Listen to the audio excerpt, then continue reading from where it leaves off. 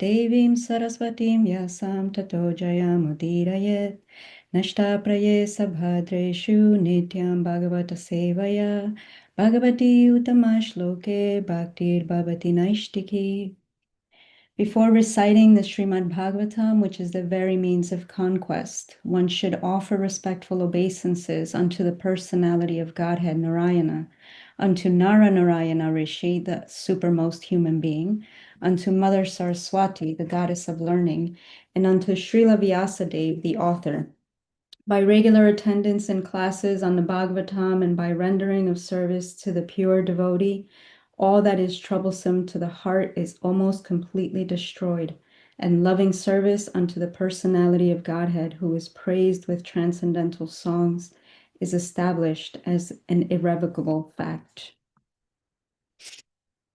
Okay, so today, let me see if I can share this here. Oh, no, I can't. For some reason, something's wrong with the computer. I'm getting all just danger triangles, so I won't do that. Okay, so this is Srimad Bhagavatam, 11th canto, chapter 2, verse 33. And where is that verse? There it is. Shri Kabir Uvacha Manye Kutaschid Bhayamachuta Manye Kutaschid Bhayamachutasya Padam Bujo Pasanamatra Nityam Udvigna Buddhirasa Atma Bhavad Vishvatmana Yatra Nivartatevi.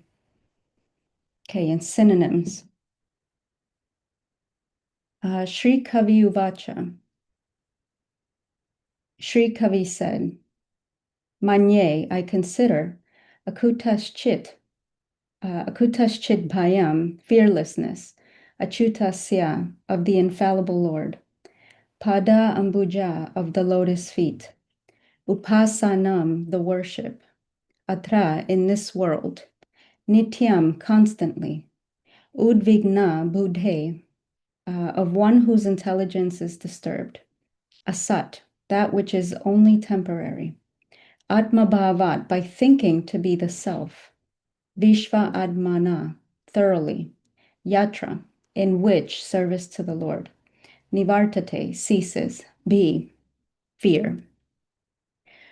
Translation. Sri Kavi said, I consider that one whose intelligence is constantly disturbed by his falsely identifying himself with the temporary material world can achieve real freedom from fear only by worshiping the lotus feet of the infallible Supreme Lord. In such devotional service, all fear ceases entirely. And purport. In the opinion, let me see if I can try to share this one more time. That would be really nice for everyone to see it. No, still can't do it. Okay. Material world problems.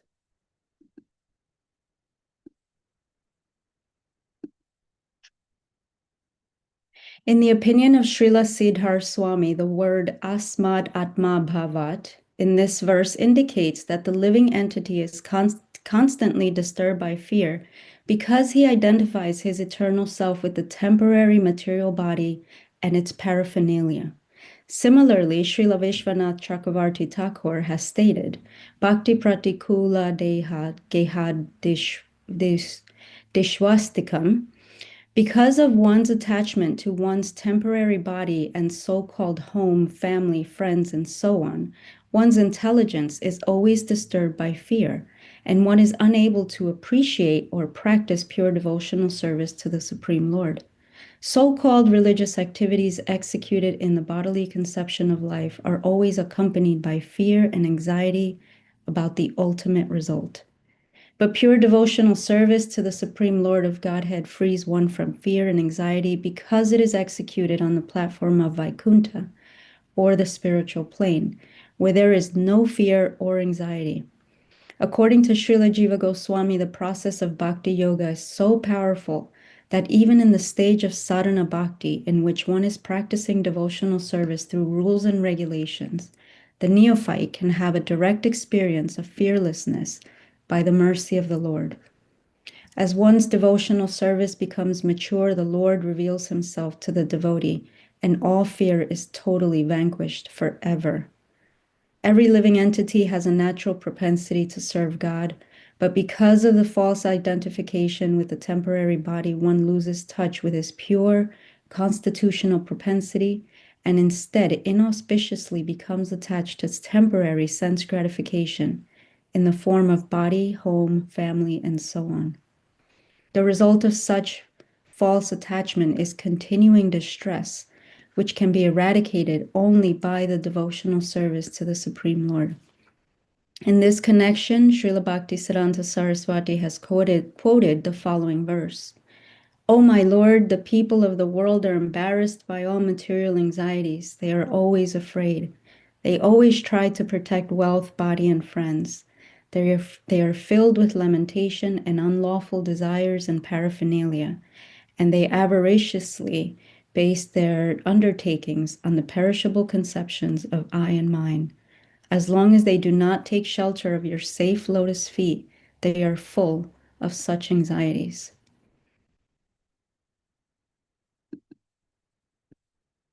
I found this verse and this purport exciting because there's so much here, and it just keeps coming back to the same point. It seems like I always see the same thing in these verses, probably because I don't know a lot of things, and so I keep seeing the same points being repeated over and over. Oh, thank you. Okay. I was thinking what can be added to it. I don't have anything to add to it, but we can explore what is actually being said so that we can understand deeply what is being said and see how we can apply and live the Shastra in a way that elevates us. So the Sanskrit here, is it possible that someone can share? Yes, perfect. Thank you. And scrolling back up to the top. Yeah. So the first so this is manye kutash chid bhayam achutasya. It's the intelligence is constantly disturbed. My computer's just opening up all different kinds of screens. It seems to be alive. Okay, intelligence. So this is the first kavi. Sorry, not the first kavi. This is Sri Kavi, who's the first person who's speaking after the question was asked of regarding devotional service. And he's saying that the intelligence is constantly disturbed. And this fear that seems to come up, this word akutas chit bhayam, akutas chit, the translation for that word.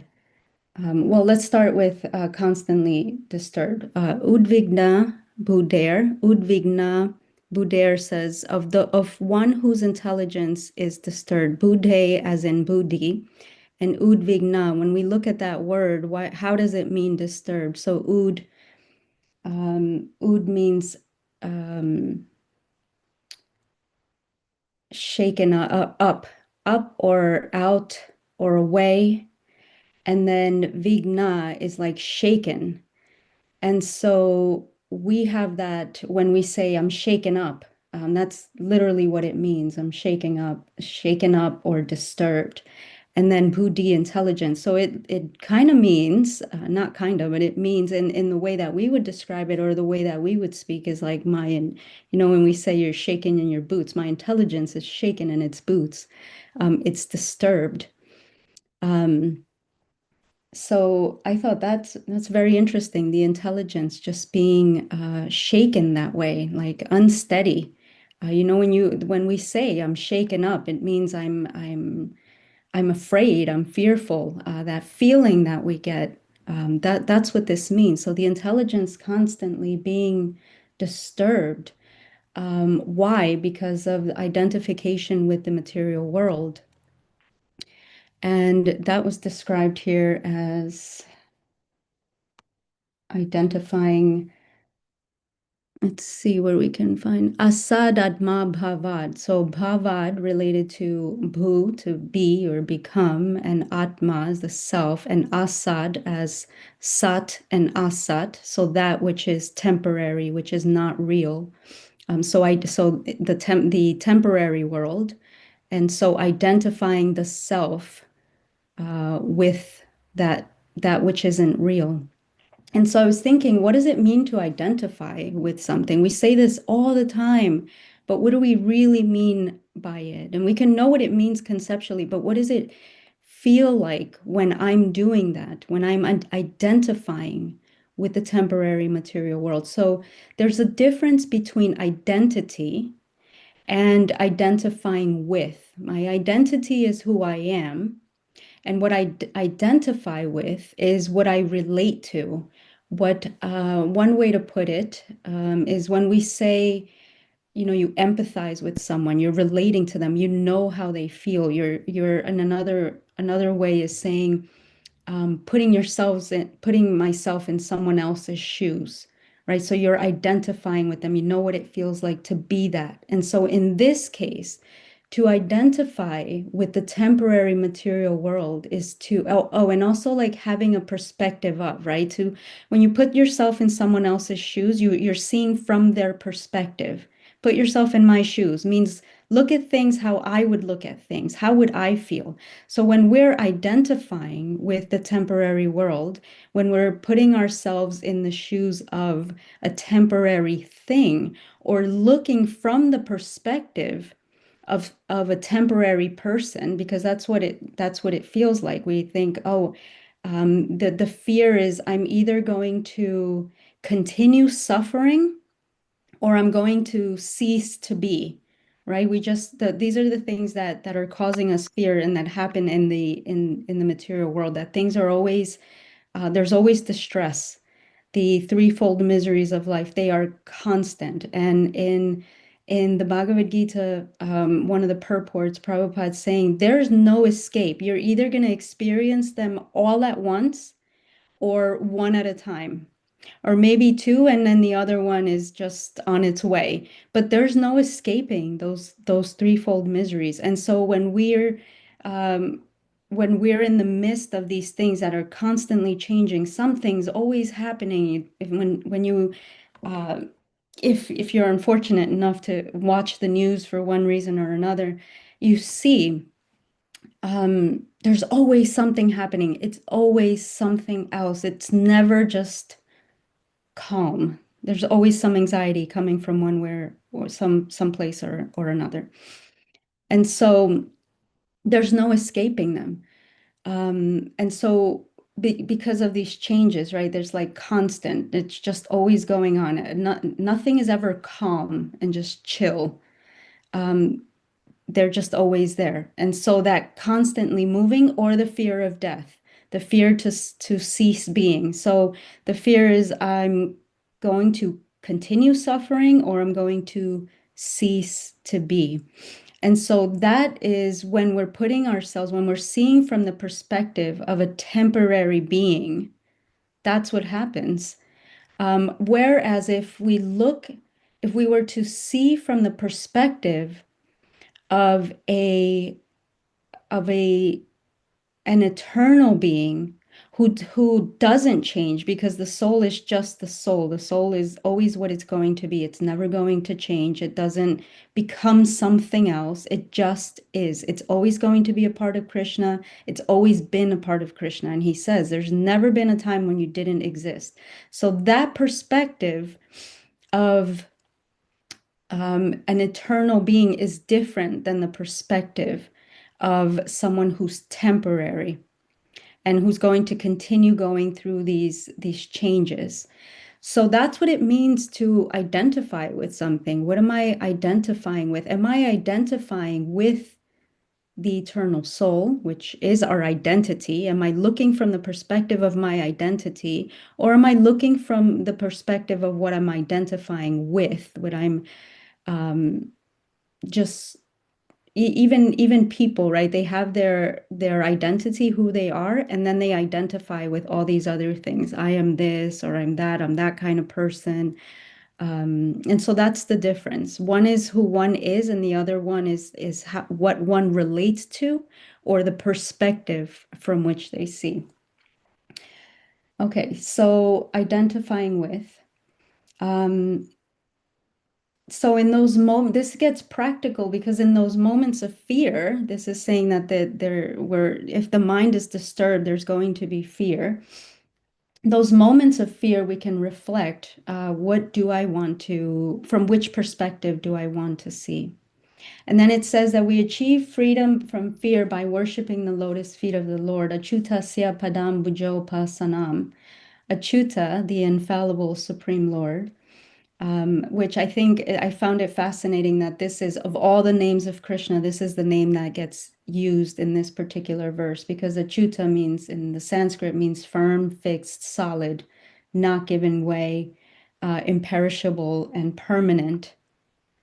And so we're going from the intelligence being shaken up, disturbed, unsteady, to thinking about or worshiping the Lord Achyuta, who is the opposite of that, firm, fixed, and solid, not giving way. So I thought that juxtaposition of those words was really fascinating.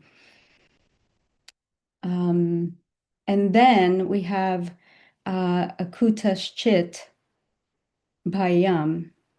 So when well, okay, let's go back to Achyutasya.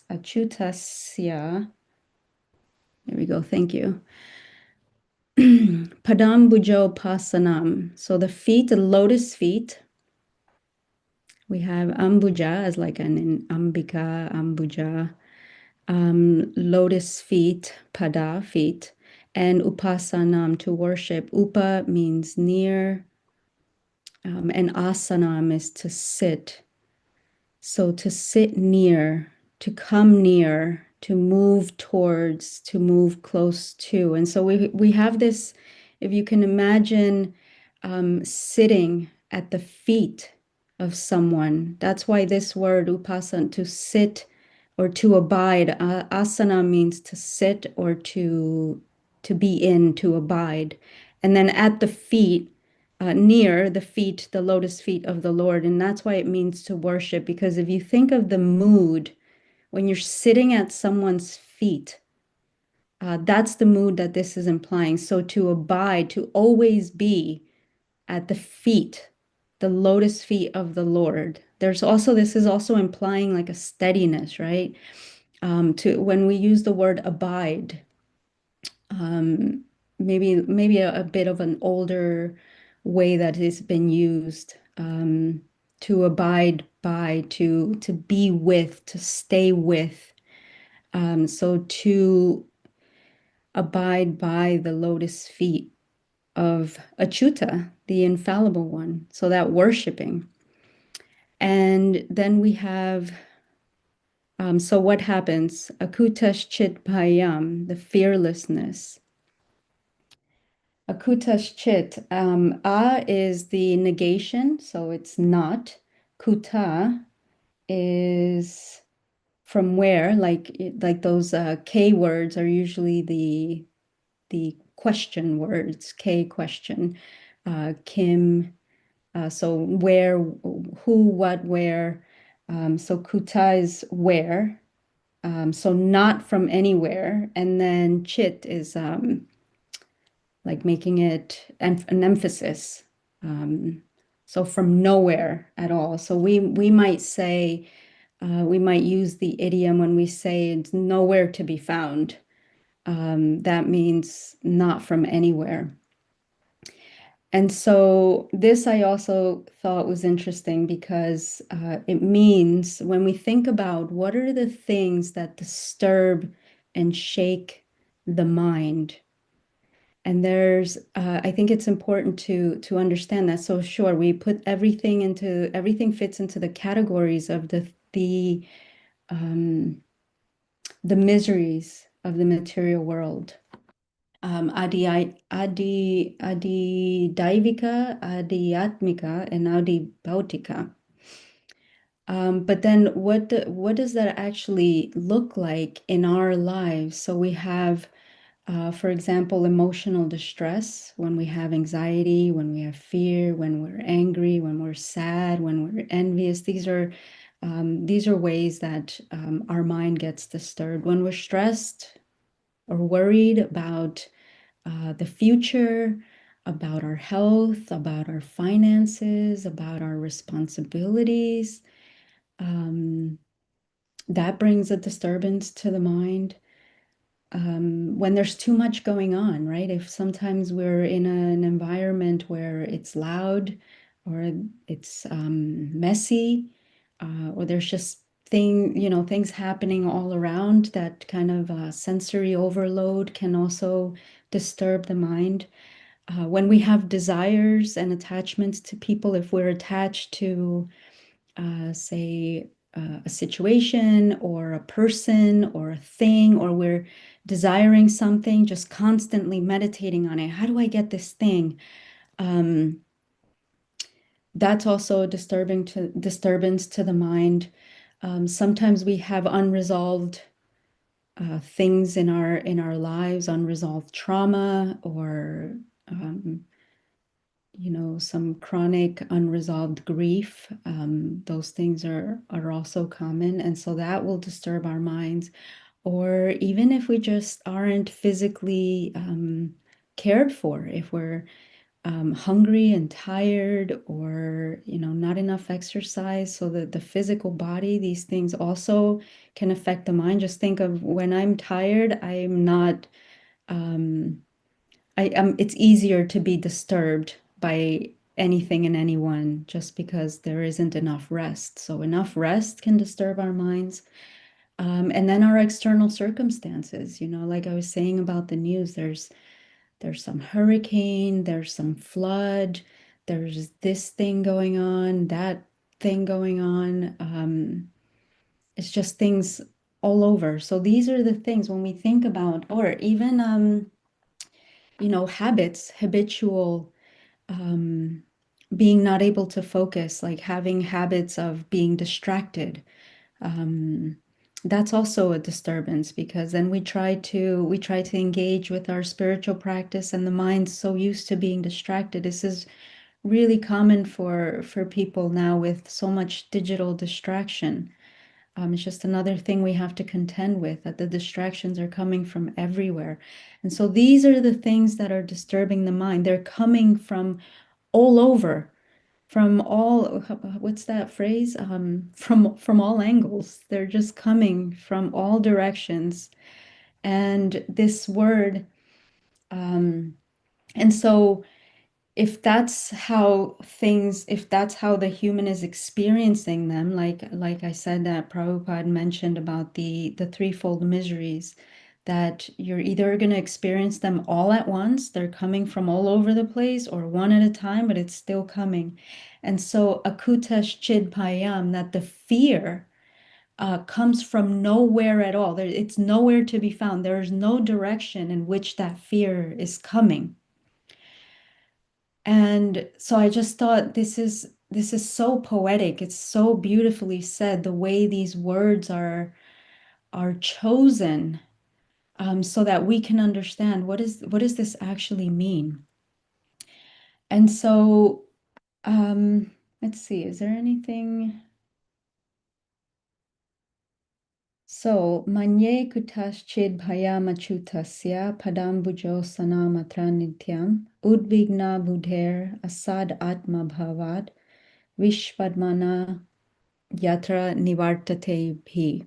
Nivartate ceases. So there's movement, and or movement, or a turning, and then ni, which is like the negation of it, or like the stopping. Like in the Yoga Sutras, a commonly known phrase is nirodha, to stop the movements or the fluctuations. So nivartate is to stop or to like turn back. And the fear stops, it turns back, no more fear. By the process of being, of worshiping or abiding and living in or living at the feet of the Supreme Lord, the infallible Lord Achyuta, the one that doesn't move, that is unmovable, can't shake him. So when my intelligence is shaking in its boots, in its sneakers, there's something else that is not shaking, and to come into contact with that, because we know that coming in contact with the Chuta, with the Lord, we can do so in many ways. We can do so by the holy name, by the pastimes, by his devotees. There's so many ways. So the fears coming from all the different ways, and then the mercies coming from all directions as well. You can find a devotee, you can find Shastra, you can find it in the holy name, you can find it in Kirtan, you can find it in performing some yajna, some sacrifice, everything, morning program, reading the Bhagavatam. It's all there. That's also coming from all different places if we just learn to see. So we'll open it up to discussion. What is this like for you?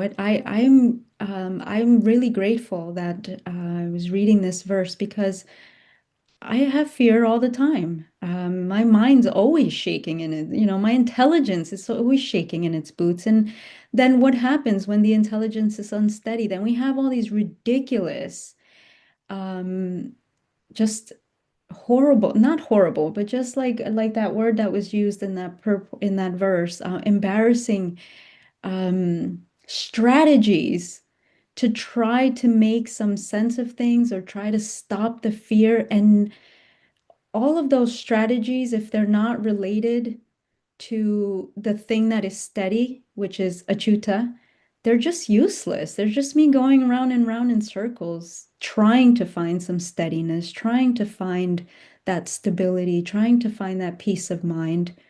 Um, and that's the thing with getting older, is that you realize, oh, this doesn't work. No matter how many times I try to do this, that's not a good strategy. It's kind of a waste of my time. It's a waste of my energy. Whereas the strategy of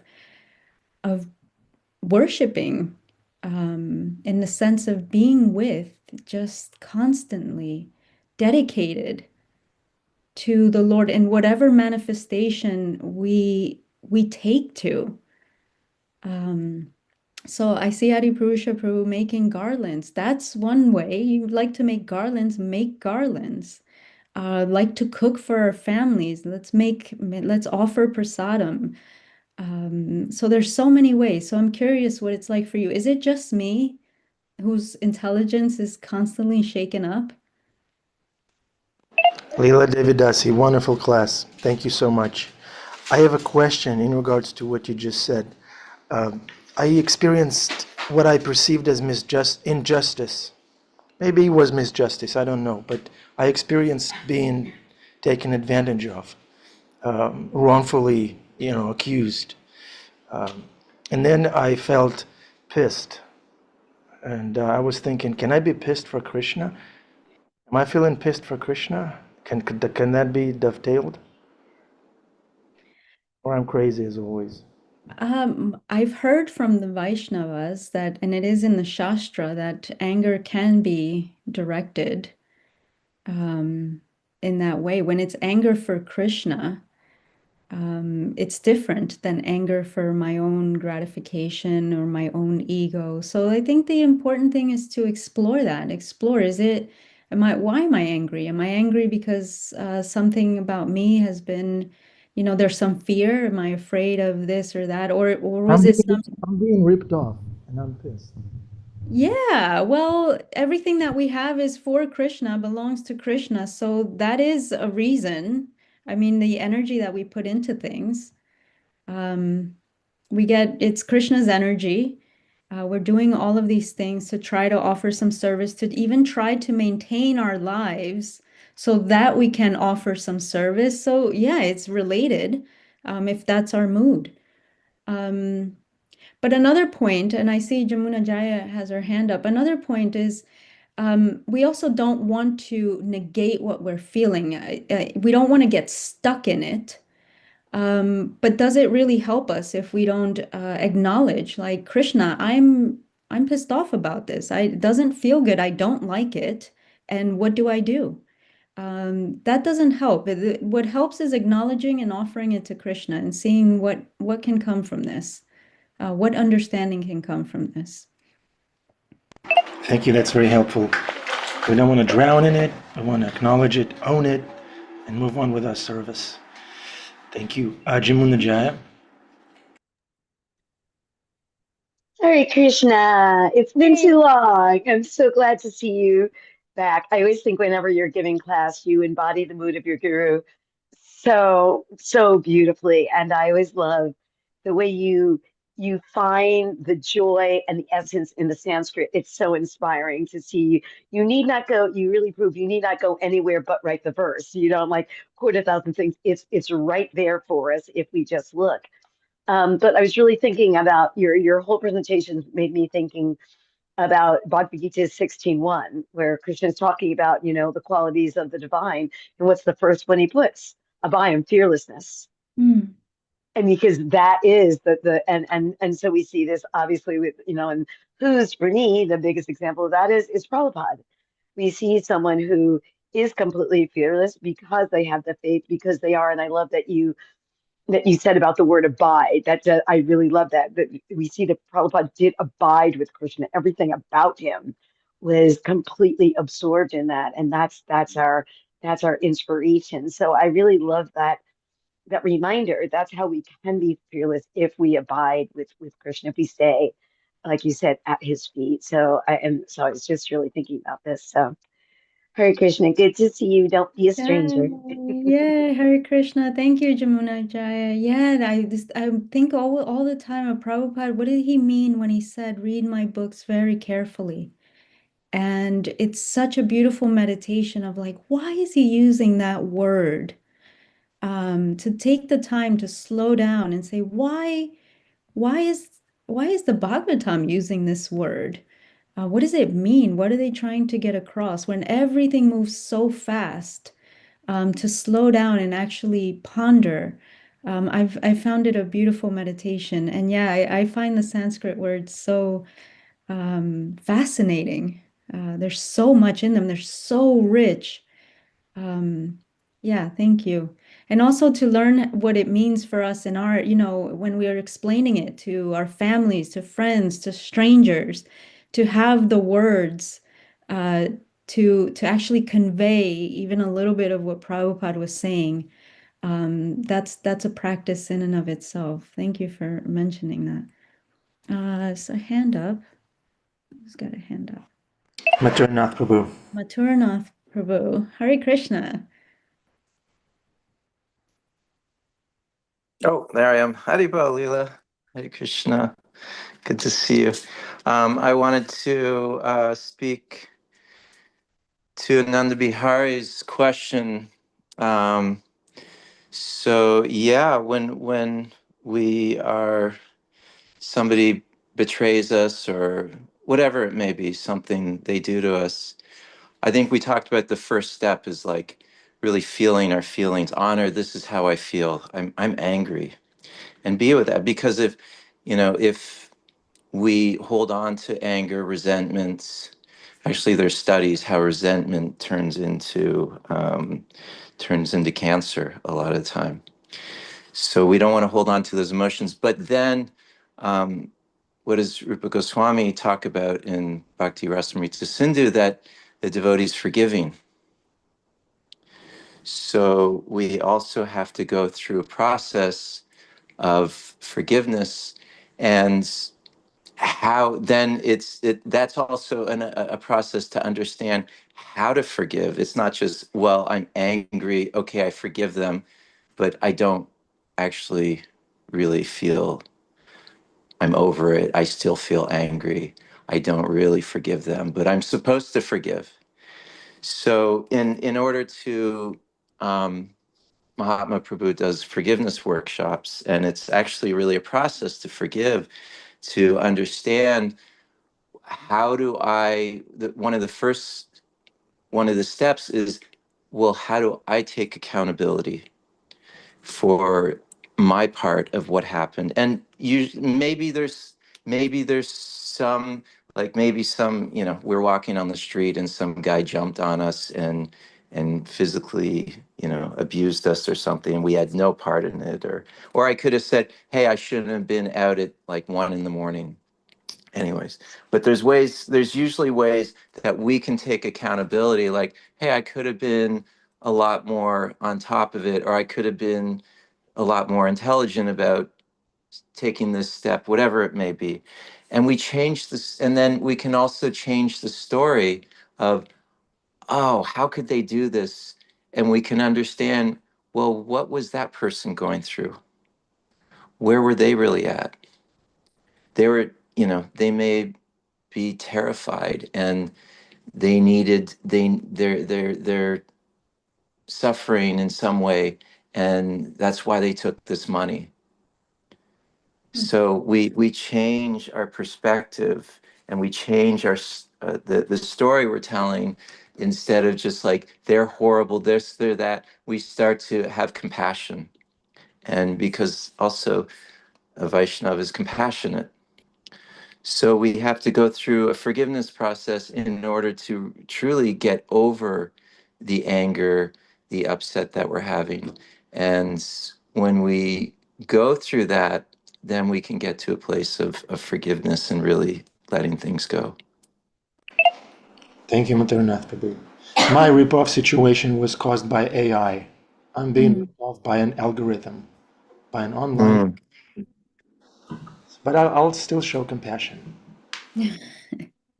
Well, there's somebody behind that. There's somebody behind that AI that's what they're going through something, right? Yes.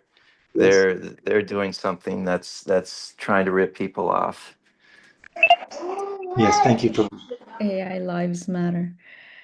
Thank you, Maturanath Prabhu. So taking responsibility, radical responsibility. How did this happen? And then having some compassion and empathy for why people do. In this case, it's AI, but yeah, and usually people do something. Whatever they do, the strategy may not be a good one, but there's always there's a reason, an understandable reason of why they do what they do.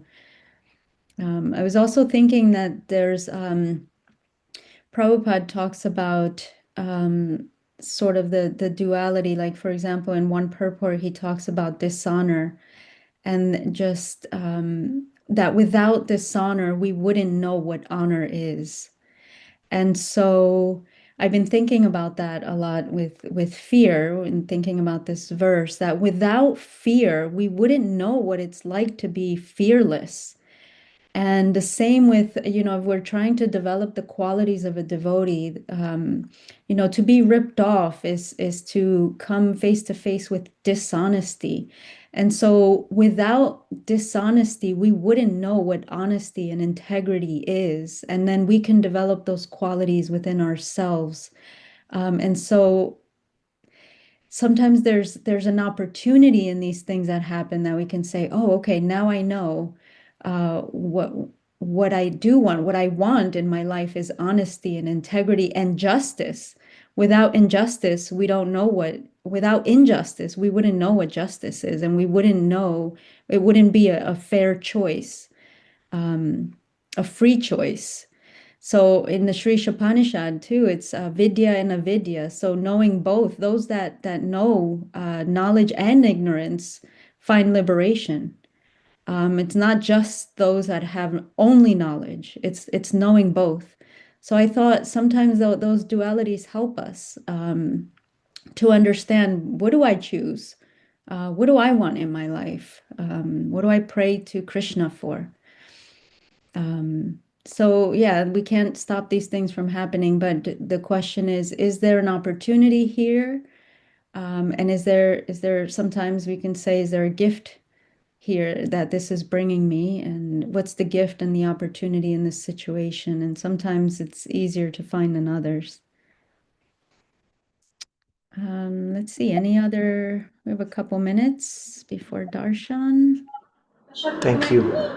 One time there was this little girl, and she had a parrot, and she was teaching the parrot some cursing words, and her mother saw it and confronted the girl. What are you doing? Why are you teaching the parrot the bad words? And the girl said, I am teaching him the words that he's not supposed to say. That your Oh, point reminded Krishna. me of that little story. Yeah. Okay, so we have Darshan coming up. Anyone else? Adipurusha Prabhu, I see your Lila, face right in front. a Maybe you prisoner want of to share love. something. Hare Krishna. Thank you for the class. The verse and you're talking is about dances around fear and fearlessness. And it seems like on what Prabhupada's saying is on one hand there's fear, on the other hand there's devotional service to Krishna. Mm. When the darkness is there, when the sun comes up, no shadows, it's clear. So we have that choice. And you use the word several times, constant. You can come in and out of a fearless condition if you're in and out of devotional service. But what Shastra is explaining is full surrender, total surrender, constant surrender. And then you're constantly fearless. Why not? Because you're understanding I'm doing this as an offering of love without any desire for a particular result. Happiness and distress come and go, but we have to tolerate them without being disturbed. And what's not disturbed is our service to Krishna. Oh, glory to Prabhupada, Hare Krishna. Yay. Devi. It was worth the wait. Put this on the hunting, facing toward the deity.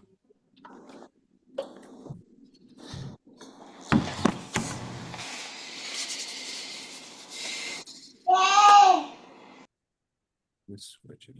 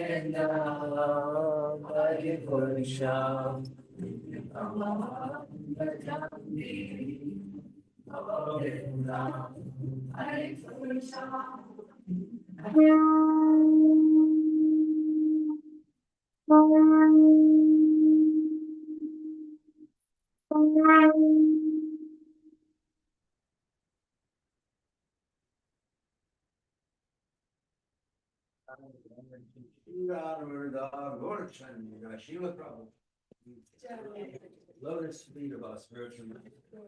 The only way that you can attain pure devotion and service. Bow to his lotus feet with great awe and reverence. By his grace, one can cross the ocean of material suffering, attain the mercy of Krishna. My only wish is to have my consciousness purified, emanating from his lotus mouth. Attachment to his lotus feet is a perfection that fulfills all desires. He opens my darkened eyes and fills my heart with transcendental knowledge. He is my Lord, birth after birth. From him ecstatic frame emanates. By him ignorance is destroyed. Vedic scriptures sing of his character. Our spiritual master is the ocean of mercy, friend of the poor and the Lord and master of the devotees. O Master, be merciful unto us and give us the shade of your lotus feet. May your fame be spread all over the three worlds. We take shelter of the lotus feet. Srila Prabhupada.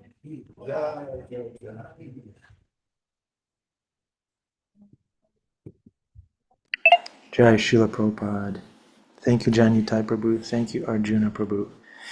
Lila Devi, you have a few minutes, 2-3 minutes. I do, and I'd like to respond to Hemangi's question, and at least just for those who are listening online. yeah, the question was about how do we, what do we do when we're afraid of losing our loved ones? Because, you know, if we have aging parents or other family members, or there's some illness, and this anticipatory grief, just being in grief because we know that something will happen or they will leave their bodies. And so this is the first thing, is to understand this is a common occurrence. Anticipatory grief is a thing. But what do we do with that? It's difficult. One of the things that has helped me is a couple of things. One, to always pray, and to remember that that person is on their own journey, and to pray to give their lives over to Krishna, because they are Krishna's. So this is similar to how a parent prays. So, and sometimes you're worried about your child and what's going to happen, and you feel powerless to do anything. Sometimes it can be like that with other family members or other loved ones, because ultimately we are powerless to do anything. We can only do so much. But the prayers of saying they're in your hands now, and trusting that Krishna will take care of their journey, and really praying for that, can start soothing the heart of that grief. And the other has been for me to remember that there is the other side of grief is praise. When we're grieving something, we're automatically and instantly and simultaneously praising it, because we only grieve that which we love.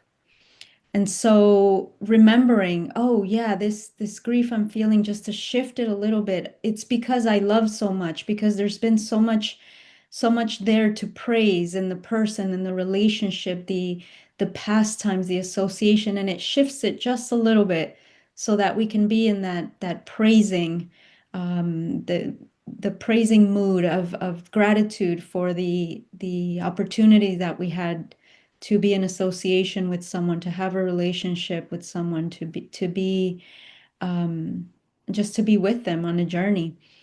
And then when we're praising things, we're automatically grieving them because everything in this world, at least, is temporary. So when I praise something, I'm simultaneously grieving because I know this is temporary. One day it won't be here. And so the opportunity is there to go deeper into that present moment and be grateful for the right now. So it's not a definitive answer, but it's just some of the things that have worked for me because that does come up. It does come up for people all over. And it's a very important question. What do we do with anticipatory grief? So thank you for asking that. I really appreciated it.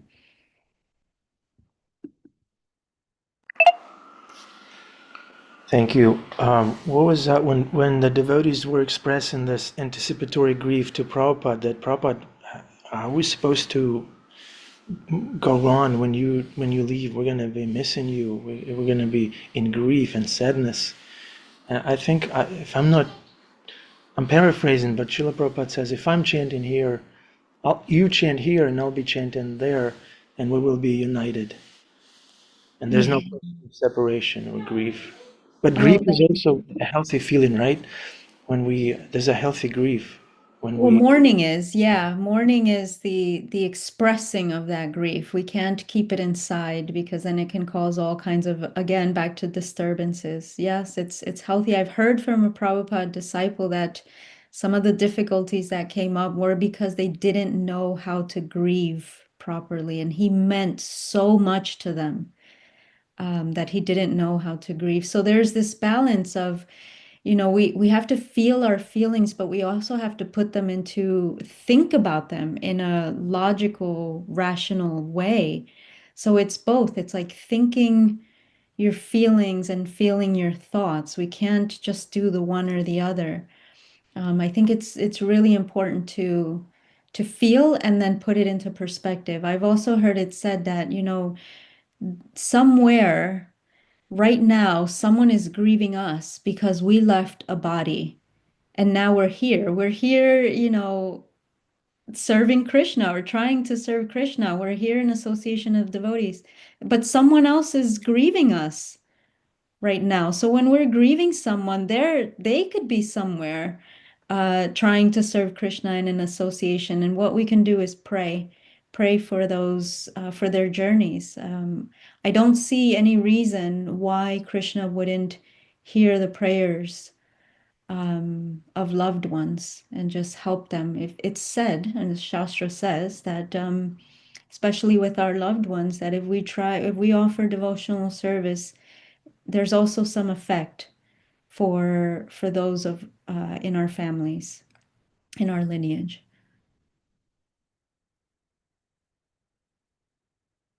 Thank you, Lila, Devi.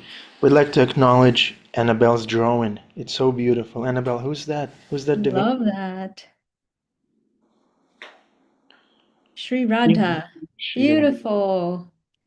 I like the jewelry. Oh, and the braids. Beautiful. Thank you. What if I was a hyena in my previous life? Does anyone still grieve me? Your hyena family might. Yeah, that's right. That's Are right. you going to put some color on that? Yes. Okay, wonderful. Oh, I'm a little bit jealous because I can't draw like that. I can barely make stick people, so you're very talented. Yeah, Annabelle, you're getting better and better at this service. Thank you. Wonderful. Okay, and then jail story. Adipusha Prabhu, we have a minute? Everybody's anxious. They want to know what happened. I just got a ticket yesterday for a missing package, a misdelivered package, and it was actually a 60-minute Bhagavatam, a 6-hour Bhagavatam class. We had so much fun in there talking to people about Krishna, I think that's Christian arranged. Even when you and I were going out the door of the police station, the detective was going, 124 East 4th Street, right? Monday, Wednesday, Friday, 9 o'clock, 124 East 4th Street. He wants to come for prasad distribution. So it was like, an interesting little sidebar. I didn't expect to go there, especially at that time of day. But we went and just calmly and uh, blissfully spoke about Krishna to everyone, where probably there's not a whole lot of access to philosophy or faith. So that was nice. We have a question for Lila. Uh-oh, hot seat. Oh no, you mentioned. I'm not sure whether it was something in the purport or something you said about so-called devotional service. It's talking about how devotional service is uplifting and frees us from fear. But then you said something about so-called devotional service. Yeah. What's that? It's in the purport, and it's saying that so-called devotional service, if someone is anxious about the results, it's going to bring anxiety.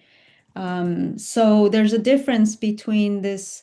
If someone is attached to the results, then it's going to bring fear and anxiety. It's going to be disturbing. Whereas just devotional service, without thinking about the results or without benefit to oneself, doesn't bring that anxiety. So that's really interesting because someone could be doing all the things externally, but based on if it's for something that I want and the results have to be this, that actually is disturbing to the living entity, as opposed to devotional service, which does purify. So let's see, it says here, so-called religious activities executed in the bodily conception of life are always accompanied by fear and anxiety about the ultimate result. But pure devotional service frees one from fear and anxiety because it's executed on the platform of Vaikuntha. So the so-called is motivated things we do that appear to be religious to get blessings, to get advancement to higher planets, to for my own benefit. Whereas somebody who's just doing something as an offering to Krishna, they're not. There's no selfishness there. Even Yeah. like a mother, she may be taking care of her child, and it may be difficult, but it says the Prabhupada says the burden of the beast or the burden of love. You ever hear that? The beast Mm. tied up to the wagon, and he's getting hit by the whip, and he has to work. But then the mother's lifting up the baby, and the baby is heavy, and they get heavier when they get to be 1 and 2 years old. But that's a burden of love, and it's not in the same category of how it makes us feel. Difficult, but done as it for the care and the benefit of someone else or for Krishna, and then it's not a burden. It's a burden, but it's not burdensome. Yeah, I love that. Happily performed. Thank you very much. Thank you. Hare Krishna. Thank you, Lila Devidasi, for staying over time and answering hot seat questions so nicely. And Nartamnita Prabhu is wondering if there's time for another question. Yeah, let's go for it. Nartamnita Prabhu? Hare Krishna. Dandavats. So, I wanted to ask, what is it? What is pure chanting like? Do we think about our acharyas, pray to Srila Prabhupada and our acharyas to be able to chant purely? And think of the good qualities of other devotees and wish them well. Um, I just wanted to know because I've heard that there's three different levels of chanting. So I just wanted to know how can we really pray so that we're chanting and we're listening more to the Mahamantra than the chatter in our mind, so to speak. And how can we of course Vandanam is one of the nine processes, but I was just wondering if you wanted to share a little bit uh in relation to the lecture because I don't want to steer off topic. Hmm. Yeah, thank you. And hopefully, I don't know that I've experienced pure chanting. It's just a lot of attempts to stay focused. But what you said is I think that's the way to pray. to pray for that attention, to pray for the absorption, and really focusing on how do we train the mind to be absorbed in the holy name. I like to think about what Prabhupada's, how he translated this, our chanting of the Maha Mantra, please engage me in your service, and trusting, like really having that mood of I'm chanting the names, entering into the names so that I can be engaged in devotional service, and then trusting that those prayers are they're being heard, they're being answered. And then the reason for trusting that the prayers are being heard is so that I can see when they're being answered. Because if I have my own conceptions about how is this prayer going to be answered, what does it look like, and I have an idea of what it's supposed to look like, when it's supposed to happen, I might just miss that my prayers are being answered and I don't even see how and why. So being on the lookout for trusting that everything that does happen is Krishna um, answering those prayers and fulfilling our desires. I mean, it's in the Shastra. He wants to fulfill our desires. He has no reason to not fulfill our desires. So when things are unpleasant, according to the Shastra, and at least my experience, it's because there's something in there that I've desired. So I have to, like someone said, taking full responsibility for what's in my face. Um, this isn't victim shaming or anything like that, or blaming, whatever the phrase is. But to see that, yeah, he's giving me everything that I want. If I want devotional service, he'll give it to me. And yeah, keeping an open eye. But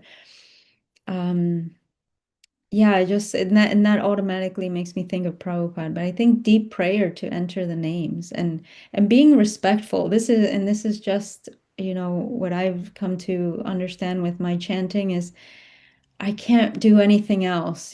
Sometimes people can, walk around and like talk to other people while they're chanting, and start and stop and have conversations. And I'm not saying it's wrong. I'm just saying that I can't do that. I need to just be in a way where I can just only focus on that. Yeah. Otherwise, it's very difficult for the mind, at least my mind, to get to go in and out. No? All right, okay. What was that? Or you're on mute, Prabhu. I just want to say I agree with you. For me to chant, it requires the early morning where it's dark, there's no other people around to concentrate. I find it very difficult to chant when there's people around and talk. I need to really have that quiet, dark solitude. Maybe there's something in me that I haven't reached a level that I could just chant anywhere, but I seem to need that in order to chant. Yeah. Yeah, that's a good time in the morning. I think just my mind wants excitement, like what's going on over here? Let me see. Yeah, always looking for that. I'm just reflecting that. So the pure chanting, the stage is called Shuddhanam, and it's actually relating to the point we were discussing. Adi brought up is there's no material motive behind it. We're simply chanting for Krishna's pleasure. So we're not thinking, how am I going to enjoy? What am I going to get? What are all the benefits? I'm going to get liberation. I'm going to benefit my whole family.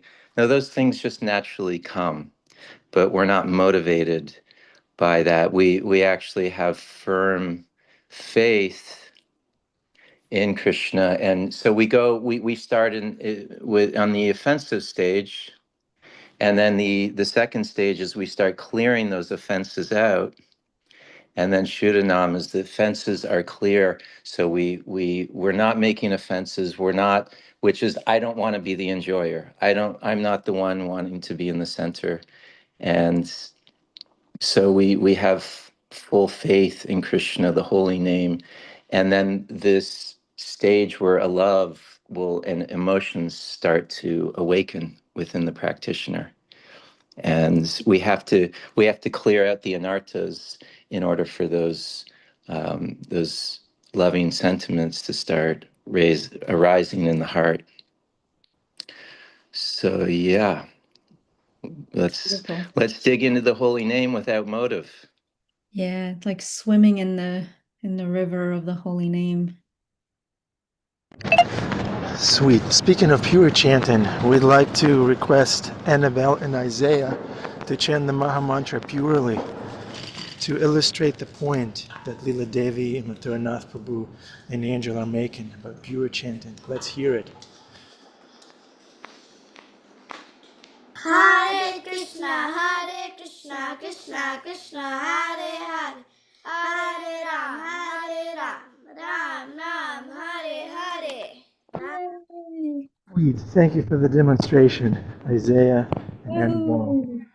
Sweet. Thank you very much, Lila Devi, for the wonderful class. Welcome back. We're so happy you're back in our Sangha.